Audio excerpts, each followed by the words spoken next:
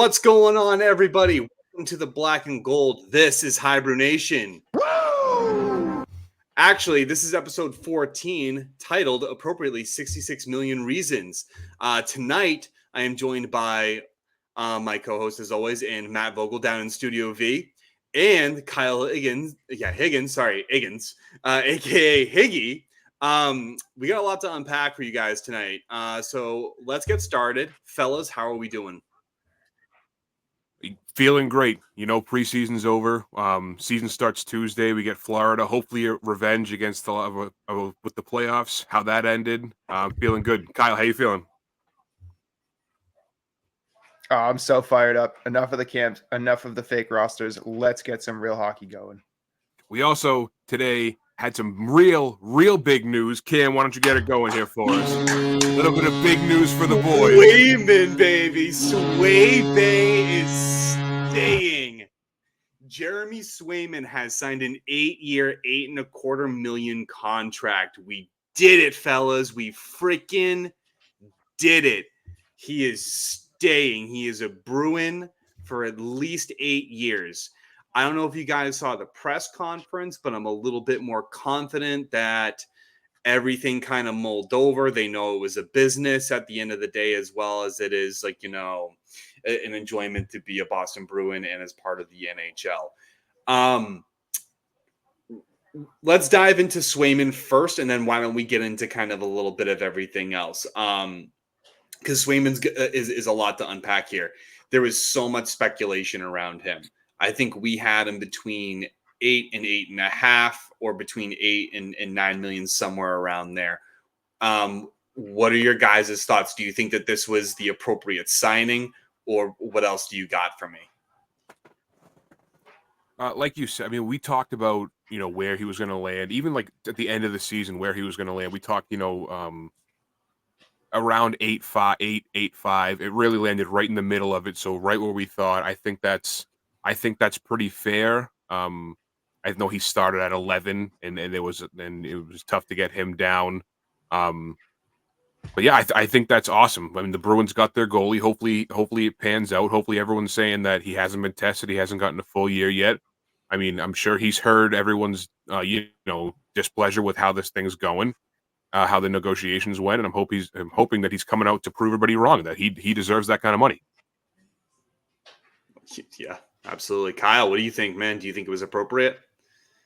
Oh, absolutely. I mean, I'm just happy that we're finally there and we can stop the endless speculation over it. It was kind of funny that basically all along you were hearing some variation of 8 and change on the lower end. I think everyone kind of knew that the original ask of McAvoy money was a bit of posturing by the agent to try to get it going, see where they could land. We got a little itchy because it lasted probably longer than we all hoped it would, but we got to where we thought it was going to be. We got ourselves set up to be in the best spot that we could for the roster going forward. You have a very, very good goalie now with the potential to be a fantastic goalie in the future. That could be a deal that ends up being a bargain towards the end of it. You have like a good cornerstone for your team now set in place with the young decor, your goalie locked up. Like I'm hyped for now, and I'm hyped for the future with having some stability set in place now. Sounds like what you're saying. It sounds like what you're saying is cup or bust. Yeah, literally every year, cup or bust. Cup or bust. Yeah, every year. No, I think every that's just season. I think that's just the pleasure of being a Boston fan. And every year is either championship or bust. They don't really call us Title Town for nothing. You know what I mean? Between the years of success that we've had with the Patriots, I think we now have 2 championships with the Celtics, a couple championships with the Red Sox, and we had the 2011 Cup with the Boston Bruins. But even outside of that, we're due. We're due. I think so. We've been patient enough. Yeah, it's been like what, 8 months since our last or something along those lines. I need more parades. That's what I need. More parades. But even beside all those championships, just look at the title, like the division titles, the conference titles, all of those things. I mean, it's a great place to be for if you're a huge sports fan. Let's dive into this whole contract thing, because Vogel, I heard 10 million. I never heard that he went as high as 11. Where did you hear that from? I thought originally, and I might have saw it online, so whether his camp originally, like before everything even started, was shooting for 11. And again, that's like you said, when we heard 10, we everyone assumed he's just shooting high just so they can meet somewhere lower. Um, and again, that might be wrong. It might have been 10 to start off, but I thought I saw somewhere that was 11. So if it's 10, um, don't crucify me. I'm just I wouldn't be surprised. I honestly wouldn't be surprised because that's kind of like Louis Gross's like modus operandi. Like, you know what I mean? Like that's his thing. That's what he does. He tries to get a lot of money. I mean, look what he did with Nylander a couple of years ago, or I think like last year. The guy, or a year and a half. I can't exactly remember when, but he basically almost held Nylander out for an entire season until he got fed up with it. And apparently, way back with Gaudreau himself, and Gaudreau, I believe, if fired him afterwards because he said, just get the damn thing signed. What are we doing? I want to play hockey. It like, you know what I mean? If you're going to split hairs between $500,000, is that really going to matter much at the end of the day? Do you guys feel that this is sort of a lame look for Gross? Like after all of this posturing and all of the things coming out with resetting the market and this and that, it's like you ended up at what 0.25 more than everybody assumed you would be at anyway. It's like all this just to push the envelope for the 0.25. And I think it makes, and again, it's only so much of his fault. But I think it put Swayman in a negative light. I'll echo that. I'll echo that. Yeah. I mean, there's more. Yeah, more I to like it that than they asked him about that in the press conference today. They actually asked Swayman, and they were kind of just like, "Oh, like how do you feel about the public opinion sort of shifting throughout this process?" Basically, kind of saying, "How do you feel about people thinking that you're the bad guy in this situation?" And he kind of just said, "Nope, I've felt supported the whole way along," which is exactly what you'd want somebody to say. So I think he doesn't. If he, I'm sure he cares, or at least had heard some of the chatter, but at least he's willing to pretend that wasn't a thing, which is probably all you can really do. It is business at the end of the day. But I like that they kind of called him on it and were like, "What are your thoughts on the public perception of this?"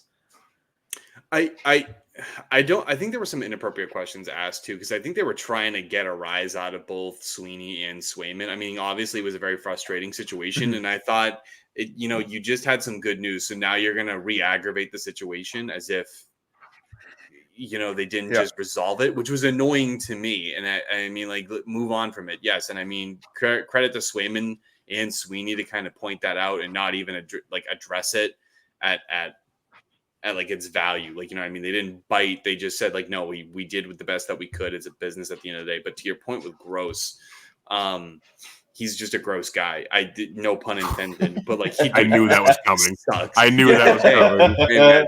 Hey man, 30 years old. I gotta have some dad jokes in here somewhere. You know what I mean? It's one of those.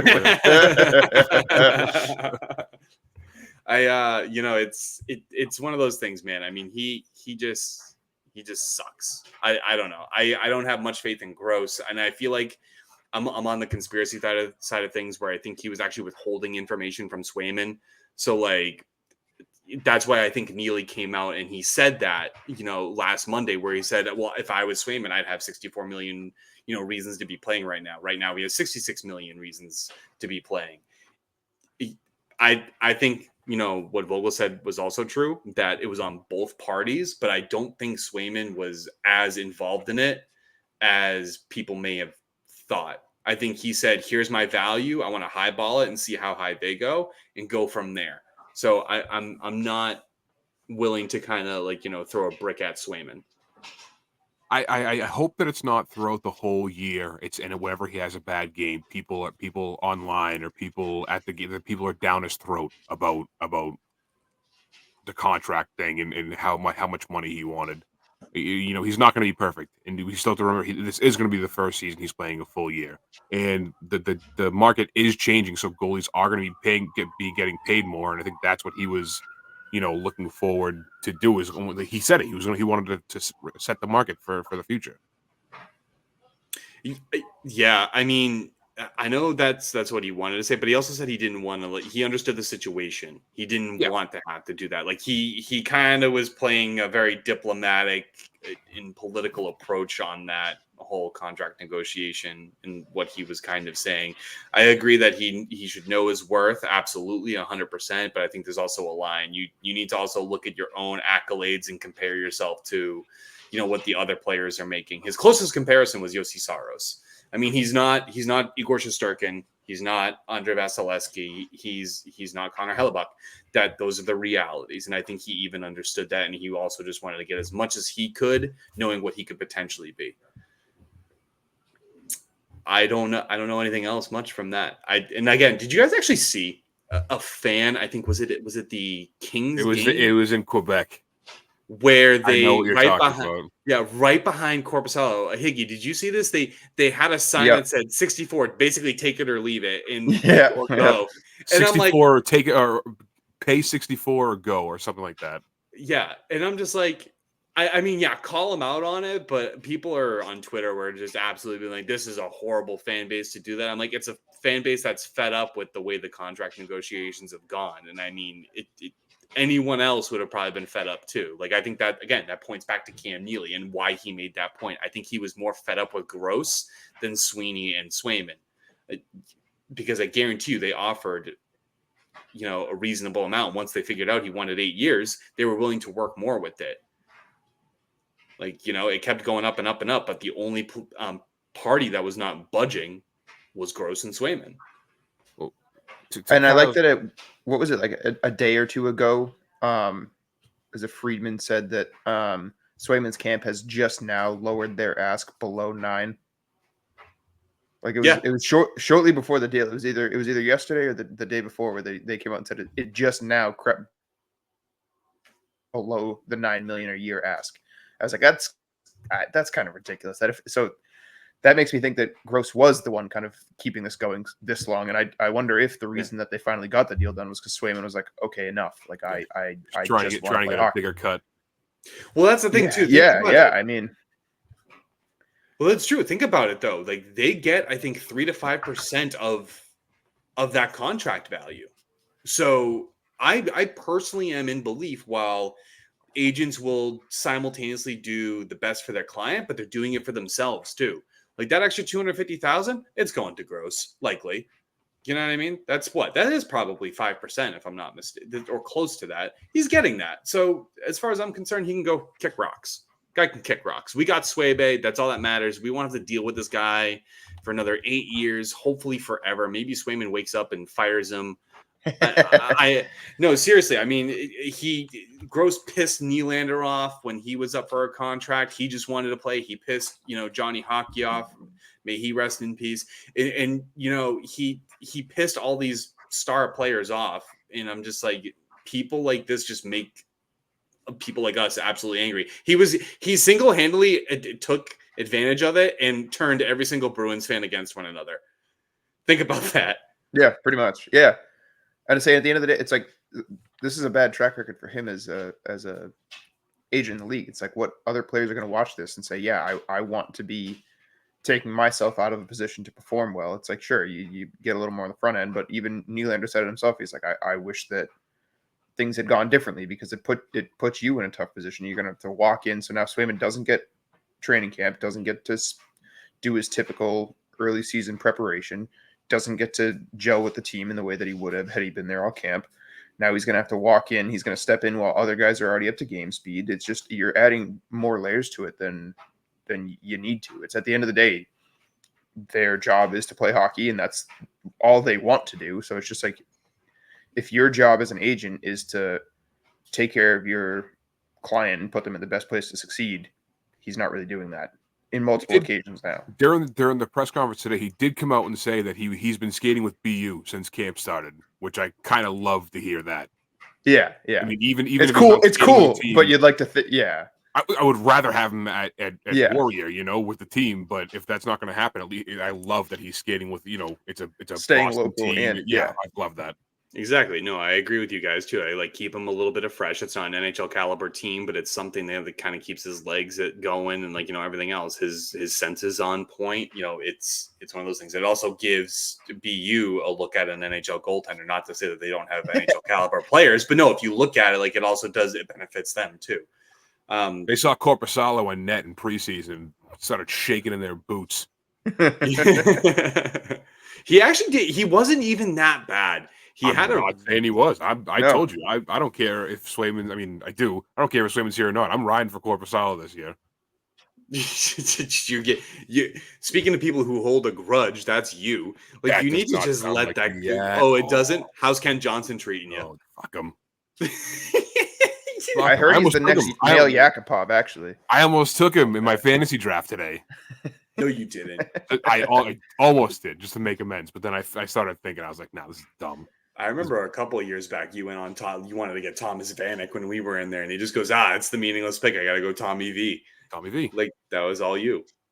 Oh my God. Tommy I V. guess one question regarding Swayman is that do you guys think that he actually stepped in a way? Like after that, like after Gross's statement where he said we're going to take a couple days to consider, do you think Swayman, after hearing everything that maybe Neely had to say and then comparing it to what Gross has been saying, do you feel like he had a say in some of these negotiations at that point? Well, yeah, I think that I think Kyle just said it.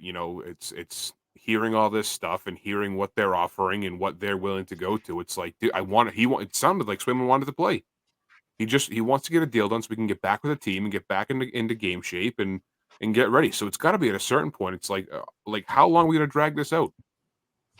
And I mean, it had to be aggravating for him too. Especially when the agent's supposed to be acting in your best interest. If they say they took the few days to think about where we go from here and they actually sat down, if the agent's going to ask him, well, what do you want? Where do you want to be with this? I can't imagine Swayman's going to say, yeah, I want to hold out. Yeah. You know what I mean? It's like you obviously get what you can get. It's like, I'm not going to knock a guy it's like, I'm not going to cry over the Jacobs having to spend money. It's like, please get as much as you can. I will say this: the But Jacobs have historically been. You're a hockey player. We're hockey fans. Yeah, I would say so. I'm certainly not losing sleep over that. The only thing that for me is like, do I want to see a ton of money locked up in one position that's going to limit what the team can do in other spots? Not really, but I don't think that we were in that realm. So it's just get to where it needs to be. So yeah, I think they probably finally sat down and he said, "Can we please just find some middle ground? I want to play."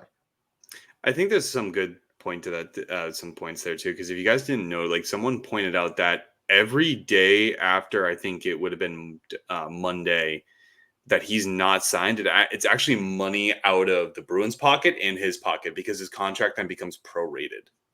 Do you guys know that? I did. Yeah, so it actually it goes against the Bruins cap in a worse fashion, but it also takes money out of Swayman's pocket. Mm-hmm. And I'm just like, that's a weird way of working with things. But I mean, I guess it makes sense. Like, I guess couldn't you just leave that up to the owners a little bit? Yeah, but I guess it's a good rule to have in place because it prevents cap circumvention. Because if you're just having a really talented high end RFA and then you don't have the cap space to fill them and then you go with the playoffs, like you know what I mean, then it basically cripples that other the team and they'll get slapped with it. So I think I guess it's a good way because then effectively you can just wait for an injury and whatever. But those are my conspiracy theories for the day. But regardless, we have him. He's here. He's here to stay. We now have our 3 cornerstone pieces of the Boston Bruins that we can build off of, and we're going to build around. You have David Pastrnak, you have Charlie McAvoy, and you have Jeremy Swayman. You have your forward, your defenseman, and your goaltender all right there, all locked up for, I think, the next, I'm going to say 6 to 8 years because I can't remember the other remaining years on the contracts, but that's awesome. You forgot Rocket Richard winner John Beecher. Oh, dude, easy. Hart winner. Lady Bing. Selke Trophy winner. Everything. The guy's walking away with all the hardware at the end of the season. All right. Well, with Jeremy being signed, we have a few more cuts that need to be made. So the cuts, there were actually quite a significant cuts made today. And over the course of the week, as preseason went on, there were so many. I'm not going to go into every single name, but the 2 most notable ones were Lysell and Merkulov, who were sent down. kind of weird for me because I think Lysell and Markelov at least earned another look. Maybe one of them on a 9-game tryout, but it seemed, I don't know if you guys will agree with me on this, but it really seems like they really want Tyler Johnson. So let's get into him a little bit. And what value you guys think that Tyler Johnson could bring to the team if they were to sign him? I said it before. I think at this point, and I agree with you. I agree. I think that they kind of had their mind set already that he was their guy. I think that he's going to be on the team. I don't know where they're going to slot him, but I've said it before. He's going to be a veteran in the locker room. He has two cups. I believe so. Yep. Right? Yeah, so he has two. He might even serve as that older guy and more experienced guy in the room like Shattenkirk was last year. Maybe he's more of a locker room guy than he shows on the ice. But he's also not bad on the ice. There was a preseason game where one of his goals was a one-timer. Granted, I think 95% of the goal was an unbelievable pass from Zacha, but they named him like player of the game after that. And I watching the game, I didn't think that he had a goal, but I don't think he stood out any more than anybody else. So I think that he's going to be on the team. Where he is, I don't know, and I think it's more of a veteran role on the roster. What do you think? Yeah, I think pretty much the same. I think judging by the amount of articles that were put out about him, and the same thing where they were just gassing him up after games, giving him the stars of the games, things like that. I think it was almost like a predetermined thing where they were kind of just trying to convince us that he was as good as they think he is. That being said, I think he's been fine. I think he is a versatile veteran that'll probably come in cheap. They always like to add one of these guys, a la JVR last year, and any number of these guys that they've put on the roster. He can play wing, he can play center. Maybe it's a little bit of an insurance policy if Patra is banged up, or maybe they want to not have to put as many on him, and they want to cycle him out and not have him play center. Johnson can play center. I think they just like to go for the low risk, potentially high reward vets that they can sort of plug and play in different spots. But again, I haven't really seen anything out of him this preseason that makes me think, we got to lock this guy in. But if you're going to pay him $700K, I'm sure you could do worse. I don't think you're going to get him for $700K because I think the vet minimum is at least $900,000. I think he has to be paid at least $900,000. I think at his age, right. I think it depends on an age range. 925, something like that. Yeah, and I think there's an age range to it because I think last year when they got a certain player that his name won't be mentioned here, I think they had to pay him a certain amount of value, but I think it's also based on the age. I'm not 100% sure on that. I can double check that, but I whatever like the vet Johnson. minimum is. Yeah, I like Johnson. I think he's got some really high talent for a middle sixer. He's the kind of guy that I think the Bruins want because one, he is a veteran, but two, it gives Montgomery some options. So if Montgomery wanted to swap the lineups a little bit and kind of put him at the second line right wing, or Patra at the second line right wing, Geeky at the second line right wing, it's going to give Montgomery the option to be like, okay, well, this guy's earning his spot on the second line ring. So again, it's going to be that situational hockey that we've talked about where they might slot in Brazeau over Kastelic or Beecher or things like that. So where we might see some of that situational play. I personally don't have a problem with signing Tyler Johnson so long he's on a cheap deal. Anything higher than $1 million, I think, is an overpay for him at current time. Despite how well he's actually played in the team, I think you guys are right. He didn't do anything phenomenal, right? He's not going to be Pastrnak, Marchand, whatever. But I think he mixes well with the team. Did you guys see during the game they showed? I don't know if it was in front of the net or what. They showed. It was Johnson next to Zadorov, just the size difference. Did you notice that on TV? He's tiny. Yeah. He's a small guy. Have you met. So I met Brad Marchand. I had the pleasure of meeting him. He is also tiny. Yes, he is. Yep. Like, but they can skate, dude. That's the thing. Oh And yeah, I think I just thought it was Yeah. funny the side by side him and Zadorov. Oh yeah, he's like a Zadorov's little huge. baby. Yeah. Dude. I don't know. And what's it's hysterical crazy. is we're saying that, and what is he? I think he's like 5'9", right? He's not like we're saying he's tiny, and he's only I think tiny. he's like and 5'9" or 5'8". yeah, like he's not really that small, but compared to compared to a guy who's compared to our 6'9" decor, on yeah. skates. Yeah, So Compared to, like like, our our decor is it was a massive. very, very funny visual. Yeah. Yeah, I mean, so another thing on Johnson is that he's a good two-way forward. He has an excellent hockey IQ. So I think he would just be a good addition. I think that's why the Bruins want him. I think that's also why he wanted to come here. I think it's a system that benefits him very well. So we'll kind of see and monitor that as it goes along. I mean, as it sits, the Bruins currently have $1.9 million to work with in terms of cap, and that's courtesy of Puckpedia, and that's assuming that they make, I believe, a couple more cuts in retaining him. But the Bruins still had the potential to retain that 23-man roster, right? And I think that's been a struggle for a majority of NHL teams as of late because of what the flat cap was when they were trying to pay off the escrow. So I don't know. We're going to have to kind of see how that evolves. But what would you guys pay him at most? Johnson? Yeah. $1 million. Yeah, I'm with you guys. I'm giving him the vet minimum. I'd go as high as 1.2, and it's not much higher, but that's as high as I can go. Mm-hmm. I don't even know if I'd go that high, and it's not even something Right. against the player. I just think that what you'd get versus the other options that you already sort of have, like I just don't see it as a killer need. It's like it's a nice to have, but I don't think that without him you're much worse off. It's a nice shiny toy to have on the shelf in case, like, Yeah, something it's like could stand. Yeah. So I think that's a good point to bring. Yeah, and with all the waivers going on, I don't know.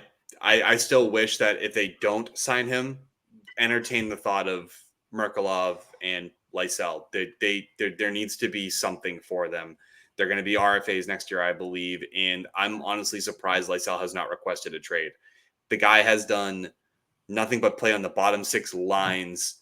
I'm sorry, not the bottom six lines, but the bottom six, line 3 and 4.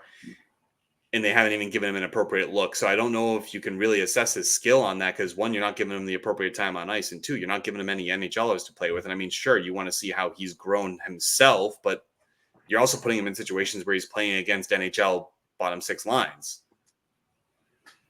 I don't know. Do you guys feel like Merkulov and Lysell got the appropriate looks during the offseason? Not the offseason, but the preseason? Not really, to be honest. I think there was maybe 1 or 2 games that they got to play with anybody that had any talent, and then as camp went on, it seemed like it should have been the time for them to get better looks, and it reverted back to them playing with the bottom of the roster kind of guys. It's like, well, what'd you call them back up for? It's like, what are you seeing now that you didn't see before when you're putting them in these positions? And I do think we're going to start running the risk of keeping it running for too long. Like we said, Merkulov is going to be 24, Lysell 23, I believe. 22. So. Yes. Yeah. So it's like, yeah, they're still prospects, but at what, like, we're nearing the threshold of not really being prospects anymore. It's like, if you're not even going to give them a fair shake, then what are we doing here? That being said, they did start to look better as camp went on. They had some flashes, but I also didn't think that they like really seized it. And then you can argue, is that them? Is that the position they were put in? So I don't know. I think it's a weird situation, and it's not one that the Bruins are unfamiliar with. I mean, old friend Jack Stanika just hit the waivers again. There's another name. It's like Ryan Donato. You're not a Alexander big Jack Kovalchev. Stanika guy. No, I liked him, honestly, but it was another guy that I just thought that we didn't really give enough looks to. It's like they kind of they're weird with prospects, especially offensive prospects. It seems like they do a little bit better bringing defensive prospects along, but I don't know if it's the organization or the different coaches we've had where guys just don't want to try to work in the young forwards and bring them along. Yeah, Vogel, do you have anything to add? That was not really. I good. mean, I Sorry, kinda wanna, sorry. What an analysis! well, Holy no, like, crap! well, That to was that good. point, like you were saying, if during in the press conference where Sweeney came out, I mean, I'm sorry, not Sweeney, Cam Neely came out and said the 64 million reasons or whatever. Another question that was asked is what about, Fabian Lysell? And he really hammered home like, hey, camp isn't over, like he could still be called back up. So it almost feels like that call up was just kind of like, hey, look, we gave him another shot. He's still alive. Just to humor everybody, because it doesn't make sense. What's the point?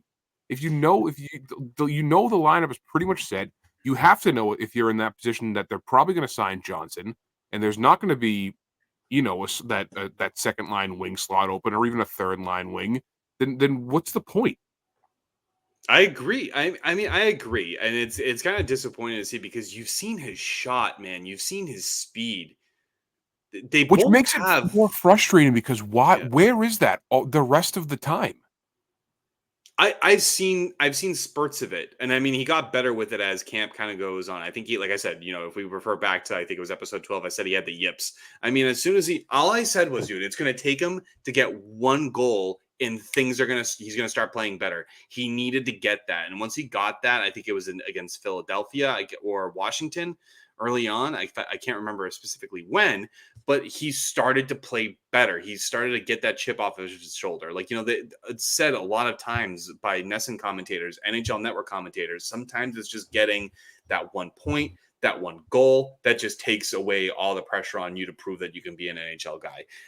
The only reason why I'm so uptight about these two guys is because their contracts are waiver exempt. It doesn't cost us anything much in the way of just bringing them up and down and elevating them. So if you don't have Johnson signed by Tuesday, I mean, I'll spoil this and say they've kept Koepke, and I thought Koepke had a really good camp. I wouldn't mind seeing him, but I also wouldn't mind seeing you guys give it, or you guys being the Bruins, giving them a chance at a couple games in the big club while you work out what Johnson's contract is going to look like. Yeah, especially like you said, even if it's just a 9-game trial, it's like let him open camp with the team, let him get the feeling of what it is like to start with the big club, have a few games under his belt, and then send him down, and then maybe you call him up later in the season, something like that. But the fact that it's just like out of the gate, we're already completely negating that, and like you said, it's like you got guys like Koepke that you're picking up off the scrap heap that are somehow already ahead of these guys.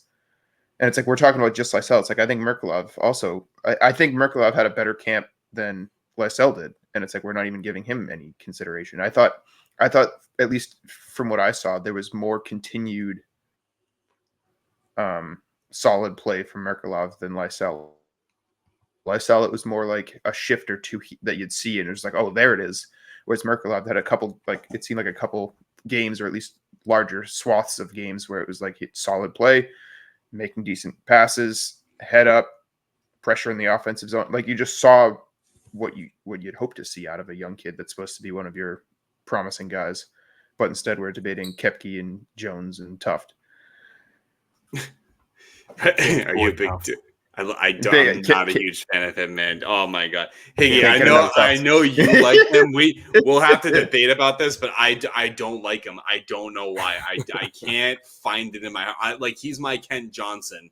Like, you know what I mean? To Vogel. Like I still don't understand why. That's different. You probably have reasoning behind it. Yeah, you just hate him because you feel like you got screwed over in Pap. But like you're right though, Higgy. It's concerning when you have like players like Brazeau. I mean, in Brazeau's, it's not to knock on Brazeau or Koepke who have performed. It has nothing to do with that. It has everything to do with I don't feel the Bruins have given Merkulov or Lysell a chance. Lysell's never played an NHL game outside of preseason. Merkulov has.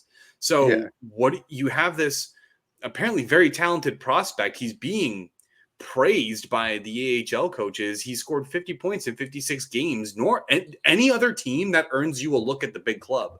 Literally any other team, right? Or is it me? Am I going crazy? I'm not going crazy. Please tell me. Yeah, no, you would assume. You would assume, yeah.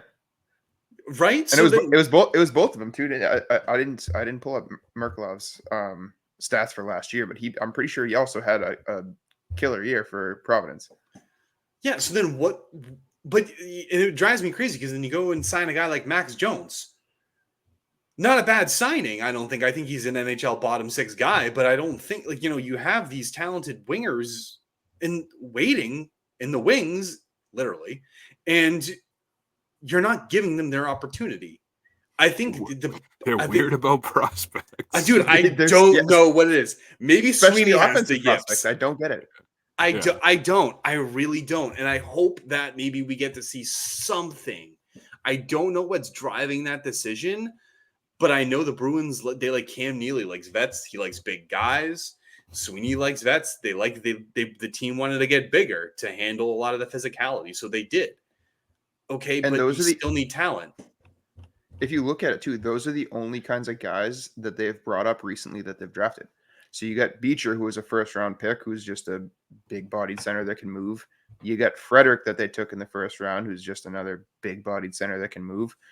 So it's like they have their like archetypes that they stick with, and they're like, all right, we know how to do this thing, so we're just going to keep doing this thing because we can do it well. Same with like, I want to know what team has better luck picking undrafted free agent defensemen off the scrap heap and turning them into useful players. Like not many. Sweeney's fantastic at that, but it just seems like the one thing that we haven't been able to do is draft and develop offensive talent. Even goalies, it's like we can turn anything into something. It's true. Yeah, I mean, Vogel, what do you got on that? I mean, it's kind of the fact, right? Like the Bruins have always and historically been a build from the net out team. They have. Yeah, no, absolutely. I mean, like we said it either last week, I think it was or maybe the week before, I forget. But we haven't had to worry about goalies since what 09, 10. Yeah, maybe if that. So you know what I mean? And then, you said, if we haven't, that's you start from the ground up. You start from the back forward. So if if you're solid in net, and we seem to have been, then putting the rest of the team together is, that's where you don't have to worry about a lot of that back end. And now we get Swayman for eight more years. So hopefully we don't have to worry about it again until 2030 fucking 7. I don't know. What's that math? 2032, 2032. Vogel's have him locked out, and we have him locked up indefinitely, according to Vogel. They can't go anywhere. It's like we're like all in chain. Like, if you're listening to this or watching this at, in the morning or at work, it's late. It's Sunday night. I'm tired. His math is bad. It's Vogel. It's fine. We understand. You're just a big Bruins guy. You're excited for it. My math has always been bad. It's fine. We don't judge here, but I mean 1 + 1 is 2, but that's okay. And apparently 8 + 4 is 37. So I've never been Matty Math. So I got a question for you guys on a similar topic. So we did the whole Claude Julien thing. Then we bring in Bruce. On his way out, the argument was that one of the main reasons was that he wasn't interested in developing the young guys.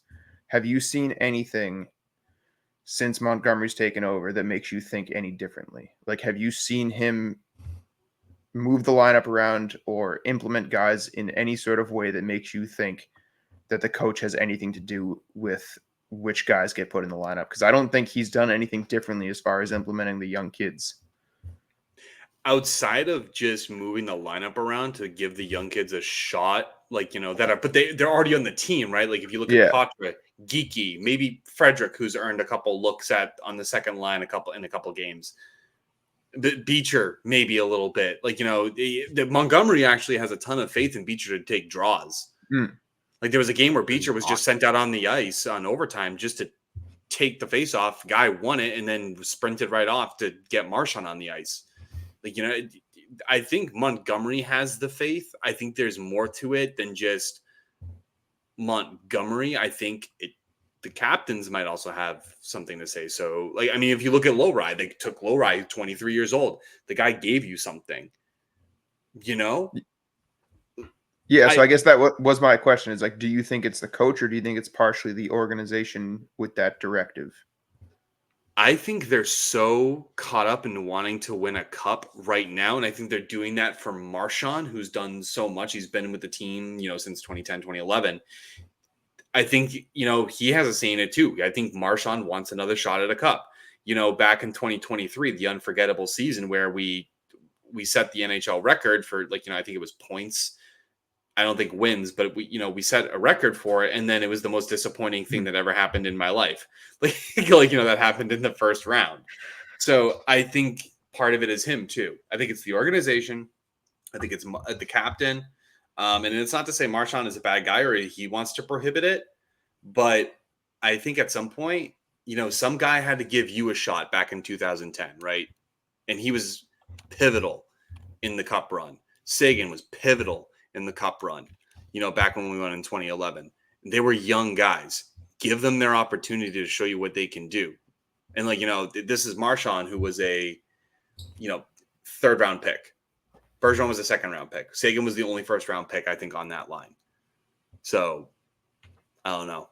Vogel, what are your thoughts? And then we'll move on to kind of what we're looking forward to this season. Really just my first thought was exactly what you said. I don't think that it's necessarily, calling young guys up and changing that changing the personnel as much as it is moving them around and moving different pieces. How many games last year or even the year before do you go into a playoff game and the lines are all different? For what reason? I mean, it's happened a lot. So that really stands out, but in regard to the young prospects not getting a call up, I don't know how much the coach has to do with that, or if it's the organization as a whole. And when I say organization as a whole, I mean leadership, players included. Yeah, well said. No, well said, gentlemen. All right, why don't we let's move on, guys, because we got an exciting season that's going to start on Tuesday against the Florida Panthers. That's the biggest kick in the dick. Just having to watch our first season game be against the team that just has had our number the past 3 times we've met in the play. I think it was the only 3 times we've ever met in the playoffs. But it's an exciting time. I'm over it, I think. Let's start with, where do we think the Bruins are actually going to finish this season? Let's actually do league and division, and then maybe we'll just give how deep we think they can go into the playoffs. Vogel. I think it's going to be relatively similar to last year. I do think that it'll be close, but I think that the Panthers are going to take the Atlantic. I think that we will be just behind them. Record-wise, I think they'll end up, maybe just over 100, 105 points.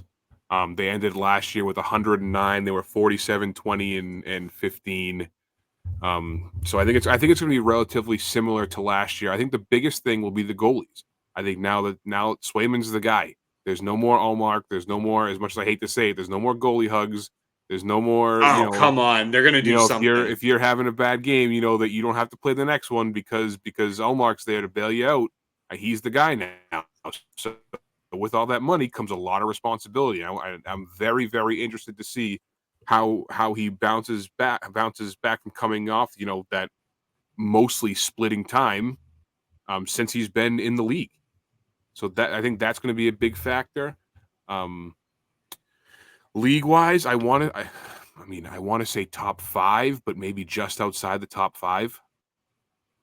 Okay. All right. Wow. All right. Bolton, do you think that they have the capacity to make a deep cup run after what was seen last year and what the Bruins acquired? Well, according to Kyle, it's cup or bust. So always, baby, always.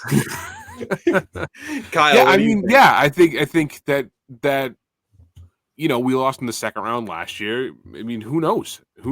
I'm fuck it, cup or bust. I'm in. We're gonna hoist this year. I haven't penciled for pretty much a repeat of performance. I'm thinking somewhere around 110 points again. I know we lost a couple bodies, but I do think that we shored up a few question marks that we had last year. I think that your top line this year should be significantly better than it was last year, simply because now you're allowing Zaka and Pasta to play more together. Zaka doesn't have to play the responsible center role. He's freed up to be a little bit more of a playmaker, which we've seen in the preseason. So I think that line's going to be an absolute blast this year. I think you have a couple young kids taking a little bit more of a step forward. I think Lowry was a force in the playoffs for us. I actually have the Panthers taking a step back. I don't think that they have the juice to repeat their run that they had. So I think it's going to be us and Toronto jostling for first in the Atlantic.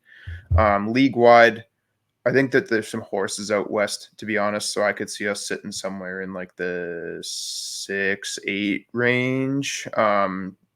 Could be better, could be worse. I don't know. I think there's still a lot of question marks with this team, but I think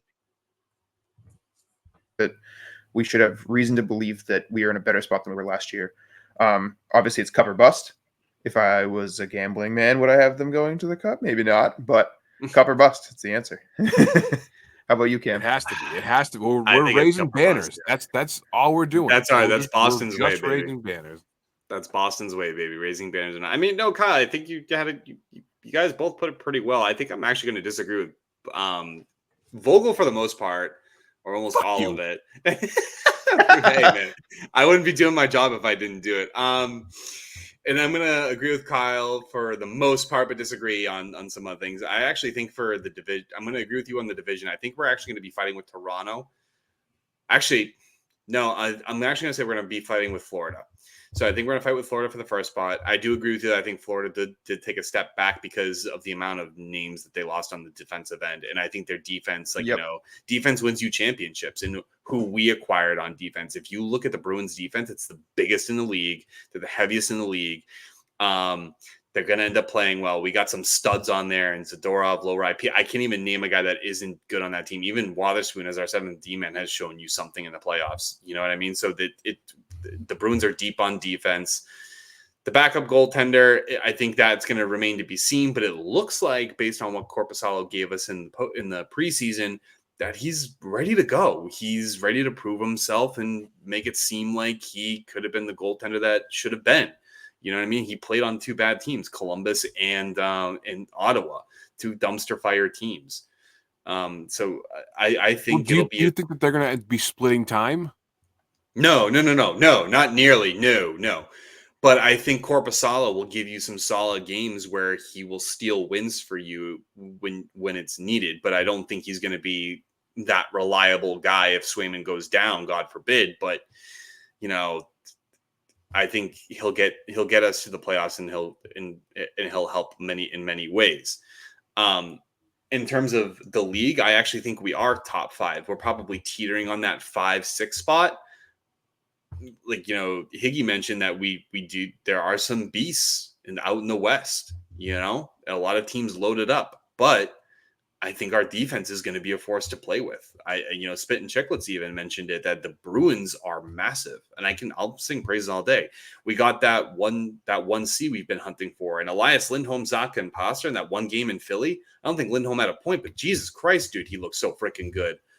Like, he looks like he's been playing with the team and with that line for years. He fit in, and again, it's just preseason. I might be overreacting, but he looks like he's already so comfortable. And the other thing too is, like, he was huge in his time in Calgary because he was playing with two excellent wings, and you can say, oh, well, they inflated his numbers. Well, guess what? Now he's once again playing with two guys that have immense talent. So he's done it before when playing with talent. There's no reason to think that he can't facilitate again. So I'm so excited to see that line together as they get a chance to build some chemistry too. Hopefully Montgomery doesn't screw it up and shuffle it around too much. I don't think he's touching that first line, but I think he'll double shift certain players where if they're in a crunch. And I think he said it in a press conference too, where he is going to double shift players where, like, hey, we really need you right now. Are you good to go? And they'll send them out. Like, you know what I mean? That's what I think Montgomery will do, but I really don't think that's a line he's going to break up. And I think the only inconsistency that you're going to see is probably that second line right wing. You're going to see a lot of elevation and moving up and down there. In terms of the playoffs, though, I don't want to say cup or bust, but like You got to say it. You got to. Do I have to say it? Okay, fine, guys. It's cup or Yeah, bust. you Fine. have Fuck to. you guys. All I'm right, with there you we go. guys. Cup or bust. Cup or bust. That's my hopeful thing, obviously. But if I'm going to be a little bit realistic with myself, I do see them maybe make it to the ECF as their ceiling. But that's a hopeful thing and something for them to actually build off of. They're a much deeper team than they were last year, and I think it's something to look forward to. But cup or bust. Fuck everything else. Realistically, that's a very good take, and I probably have them in the doing the same, if not, winning the cup. But I think that's a pretty good take in the sense that if we're not raising banners, we're at least making it to the conference finals. I would be hard pressed if we did not. If we got Zadorov, Lindholm, and if we got all these guys that helped us become much better of a deeper team, Riley Tuft, who's got to be sent down. God damn it, Higgy! I can't with Riley Tuft. I can't with him, dude. He again, dude. He's my Ken Johnson. I just have better reasons than Vogel does. I saw today Callahan got cut, and I was like, oh man, Cam's probably doing dude, I was dude, that guy sucks. Turnover machine. Cam, I almost pulled trigger on a Quebec Nordiques tough jersey just to bother you. It wouldn't have bothered me that you wasted your own money. I just probably would have pointed and laughed. I just would have pointed and laughed at you. I'd been like, dude, that sucks for you, man. I would have saved my money on that one. No, God, guys, don't bring up his name. It's a very sensitive topic. I'm a big Kepke guy and a big John Beecher guy, but you guys already know that. Cool. So, God, now see, Tuft has me all fucked up. I hate this now. Now I'm all flustered. Seventh player, one of Nesson's and Bruins' best awards, I think, given to a player at the end of the year who is someone I believe, it's mainly geared for a guy that you really wouldn't expect towards to make a huge impact, and that has really surprised you throughout the season. Who do you guys think is the front runner for that this year? I'm gonna let Matt go first because I'm probably gonna steal his if he doesn't.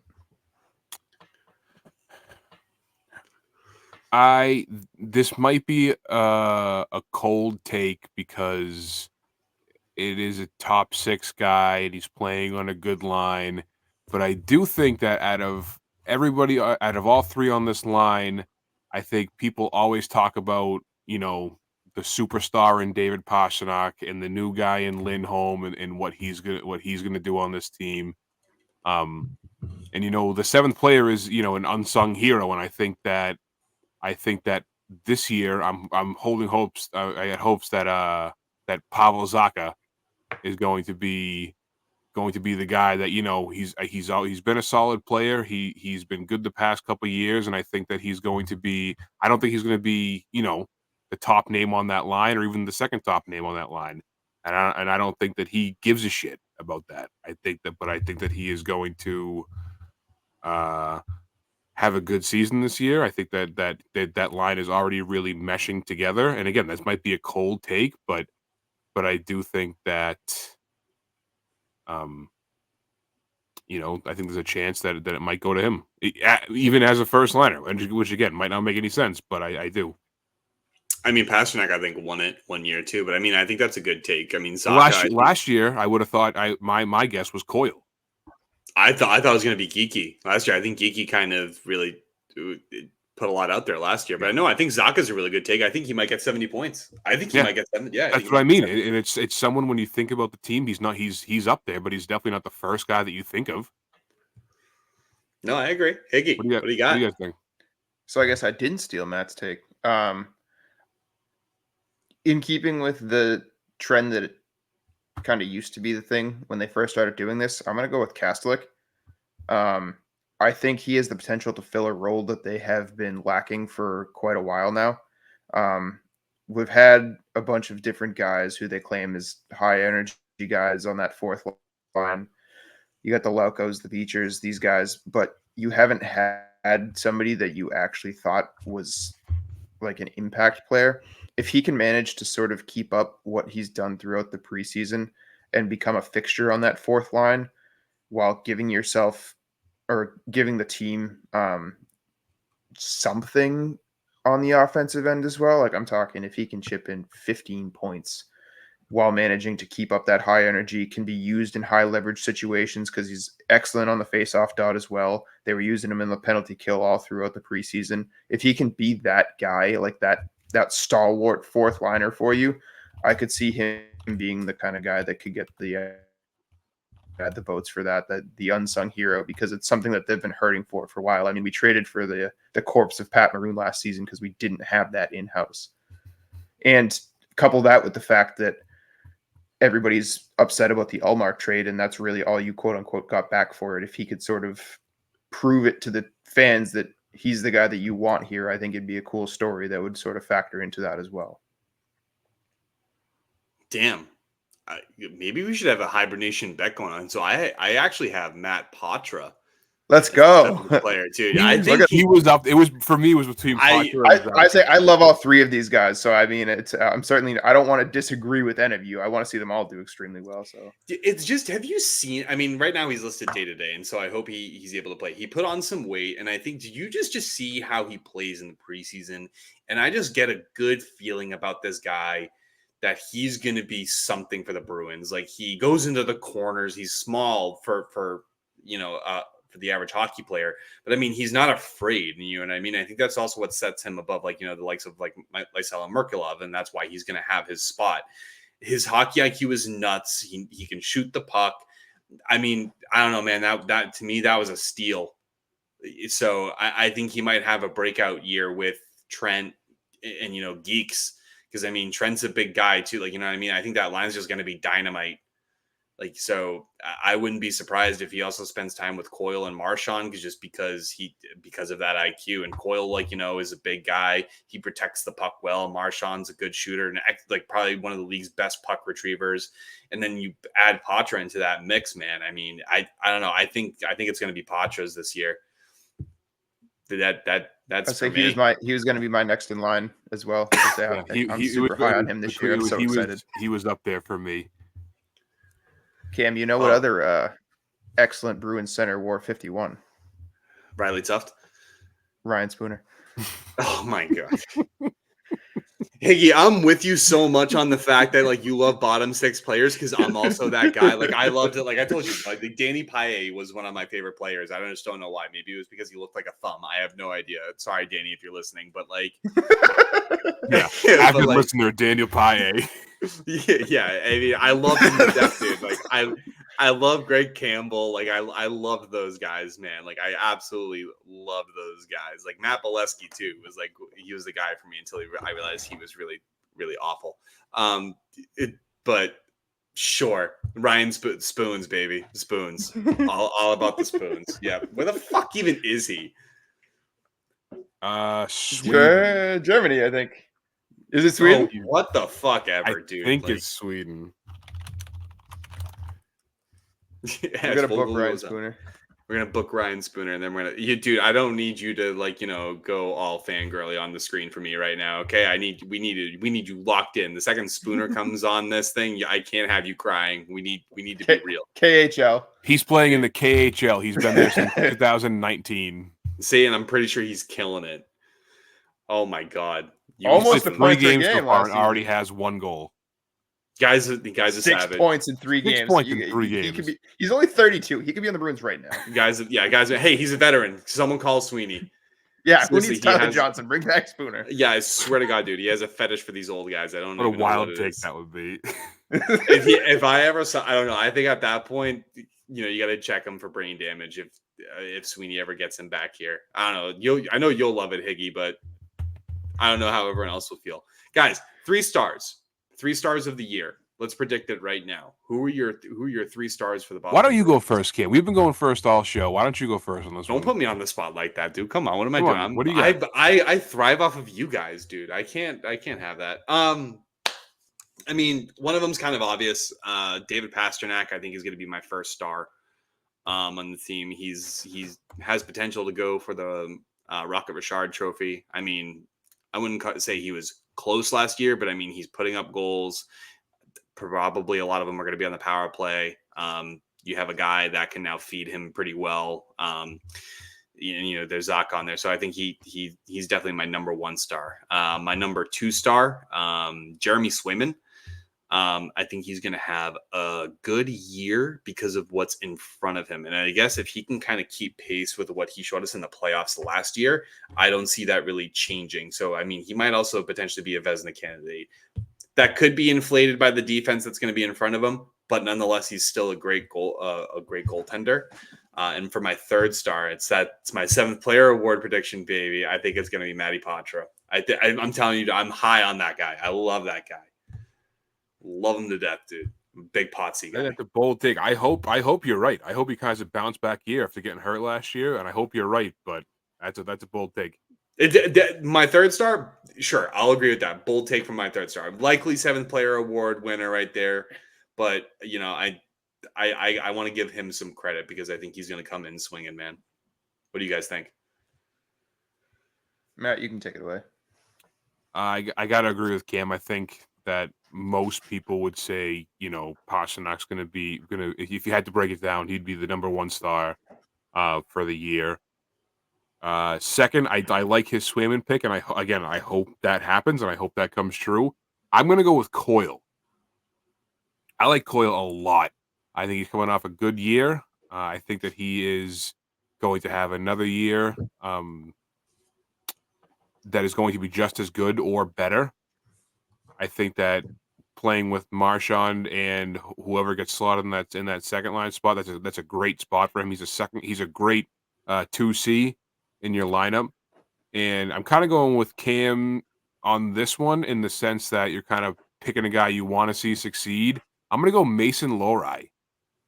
Oh, I thought you were, damn it. I thought you were going to go Pacha. No. You got me so excited, dude. I am so high on Mason Lohrei and how he plays and how he played last year and what I've seen so far this year. I think that this year, to your point, you said Pacha, he put on 10 pounds. In an interview I saw, Lohrei also put on 10 pounds, and he's gotten bigger and almost growing into his body a little bit more. So I really, really do see a big season for him coming up. He's gonna come into his own this year. Dude, for a second there, I thought it was cold in the room. I'll let you guys do with that information with what you will. But I'm trying to be a little arbitrary here as we say it. Oh man, no, Lohrai's a good pick. I really, I really want him to be on that pairing with McAvoy. But I think you guys know my thoughts on Lindholm. Lindholm just can't be anywhere else. So I don't know, but someone's got to give Lohrei an opportunity because that man. I agree with you on. I would love to see the two of them together. And I mean, there was a couple games in preseason where Zadorov played with either Peak or Wotherspoon, but I don't think that's a permanent home for him. I think they already have the plan that he's going to be with McAvoy, and Lohrai's probably going to be with that third Andrew Peak. Yeah, probably mostly Peak or Wotherspoon, throughout the year. But I agree. I think that Lohrei McAvoy would be a great pairing, and seeing them to play together for this year would be awesome. But yeah, I'm going Lohrei. Higgy, let's round it off with you. So I'm going to spout them off all 3, and then I'll go through the whys. I got Zacha, I got Coyle, and I got Carlo. Boom.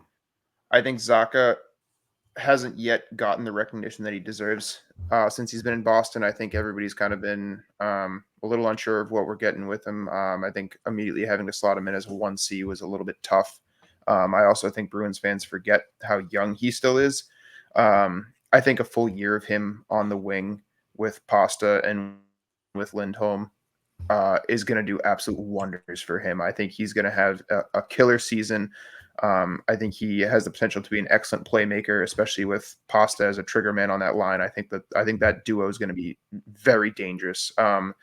So I think as successful as Pasternak's going to be, a lot of it's going to be due to how well Zacha can facilitate for him. So I think he's going to be huge.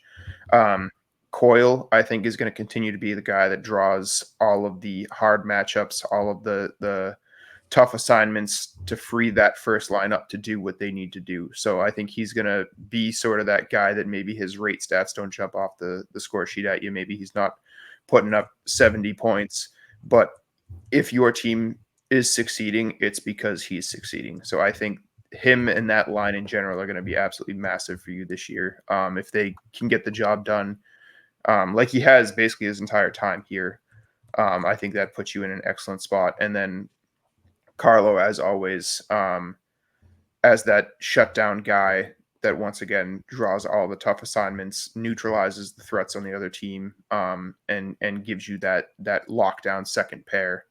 Just sort of that calming presence on the back end that again frees up McAvoy and Lowry to do what they need to do. I think that you're going to look at another year of him getting bigger, getting more comfortable, and just continuing to do what he's done since he came in.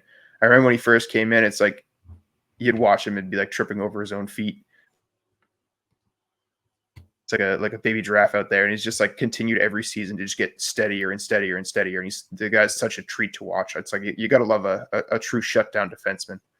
That's what I see in Lowry. That's what I saw last year, like you said, that baby deer, kind of almost like he's real young, growing into his body, and hopefully he has that same kind of path where every year he develops and gets better.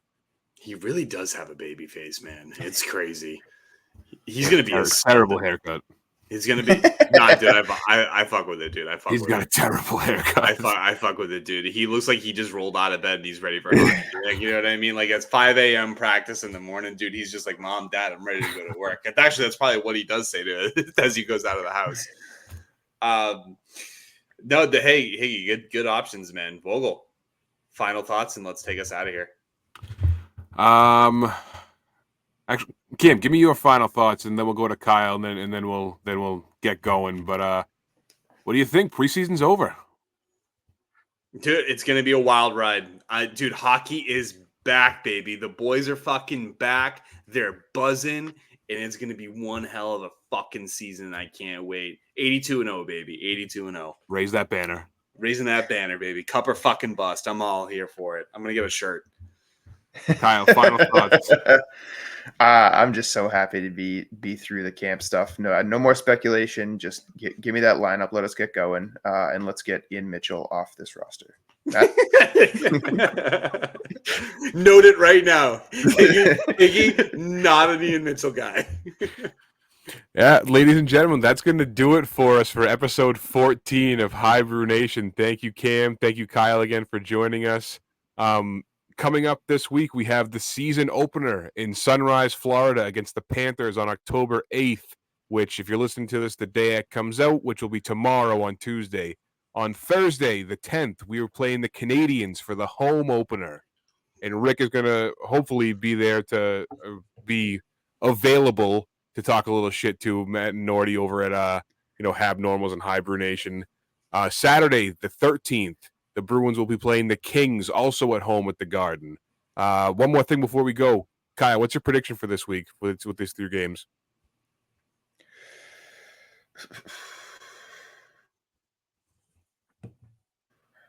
I'm going to go 2-1. 2-1? Take the W out of the gate. I think the Panthers are going to be sitting on their hands, patting themselves on the back with the banner. I think I could see the L coming with the Kings. Yeah, I'd take that preseason game for what it was worth, but that was an ugly game. Cam, what do you got? Good. I'm going 3-0. I'm going to be bold. I'm going to be very bold. Well, you already predicted 82-0, so you got yeah, baby. I mean, buddy, we're not even losing the game. Not even losing the game, buddy. Not even losing the game. I agree with Kyle. I agree with Kyle in 2-1, but I do think that the Panthers are going to ride that high of raising that banner in our faces. I think they're going to come out of the gate hot. That Montreal game, though, that's going to be a 7-0 win. We're going to score we're going to drop a fucking tutty on these guys. For all you guys listening, that's for Rick behind the scenes because he knows that he can hear him right now. All right, so that's a wrap. The season starts. We're back. Make sure you guys check out at HiBruiNation Pod on Twitter. Make sure you check out Don't Puck with Media on YouTube, Twitter, TikTok, any kind of social platform. Like I said last episode, we now have a website, HiBruiNation.com. We're going to be up there all season, posting content, posting blogs, getting stuff out to you as much as we can. And I think that's going to do it.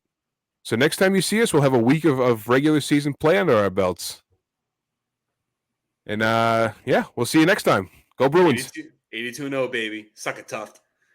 Let's go. Yeah!